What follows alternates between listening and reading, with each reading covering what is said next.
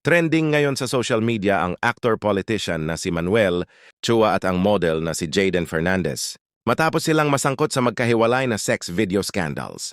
Ayon sa kumakalat na balita, involved sina Chua at Fernandez sa iisang babae na di umano'y nakasama rin ng ilang aktor sa sex scandal. As of April 25th, wala pang inilalabas na statement sina Chua at Fernandez kaugnay sa scandal. Kamakailan ay nasangkot na rin sa video scandal ang mga aktor at model na sina Aaron Villaflor, Ron Angeles, Nico Natividad, Jill Cuervo, Sam Adjani, Andre Q at Nico Loco.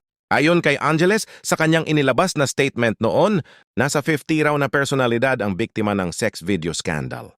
Nabahala naman ang netizens sa paulit-ulit na insidente ng pag-leak ng private pictures at videos na labag sa Republic Act No. 9995 o Video Voyeurism Act ng 2009. Ang paglabag sa batas na ito ay may kulong na 3 hanggang 7 taon at multa mula 100,000 hanggang 500,000.